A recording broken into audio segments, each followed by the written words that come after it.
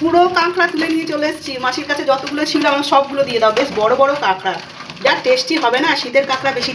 পুরো ধুয়ে পরিষ্কার করে কাঁকড়াগুলো নিয়েছি। আর অনেক তেল হয়েছে, দেখো প্রচুর তেল। আর শীতের কাঁকড়ায় প্রচুর। প্রথমে কড়াইয়ে তেল দিয়ে দিলাম, বেশ খানিকটা তেল দেব।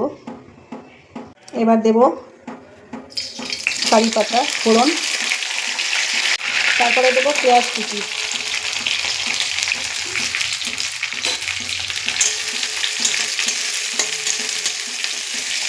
আমি এই রান্নাটা একটু সাউথের স্টাইলে করছি, একটু টক টক টাইপের করব, যার জন্য কারি পাতা ফোড়ন দিয়েছি।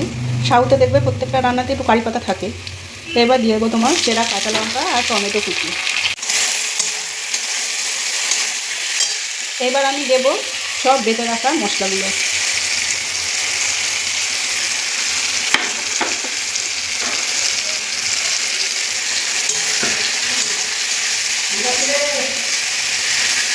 ধোয়া জলটা দিয়ে দিলাম, আমার অনেক মশলা লেগে রয়েছে তাই।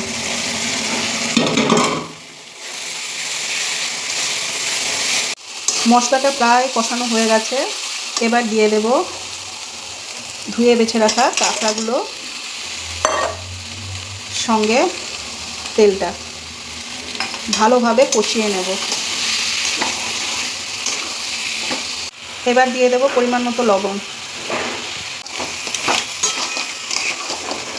খুব সুন্দর সেন্ট ছাড়ছে, জানি না খেতে কেমন হবে। ভালোই হয়, আমি যখন কাঁকড়া রান্না করি এইভাবেই করি, খেতে ভালো লাগে।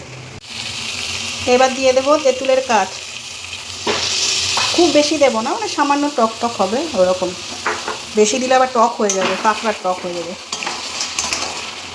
এবার ভালোভাবে কষিয়ে নিয়ে জল দিয়ে দেবো। কষানো কমপ্লিট। এবার পরিমাণ মতো একটু জল, মানে কষা কষাই হবে কিন্তু সেদ্ধ হওয়ার মতো একটু জল দিয়ে দিলাম, সেদ্ধ হতে থাক। কাঁকড়া রান্না হয়ে এসছে, একটু ধনেপাতা ছড়িয়ে দিলাম। কমপ্লিট আমার কাঁকড়ার কালিয়া। আমি তো এইভাবে রান্না করলাম কাঁকড়া, তোমরা কে কীভাবে করো কমেন্টে বলো, এবং আমার মতো রান্না করে খেয়ে দেখো, খুব সুন্দর লাগে আর কি। হালকা টক এবং সাউথ স্টাইলের রান্না, ভালোই লাগে।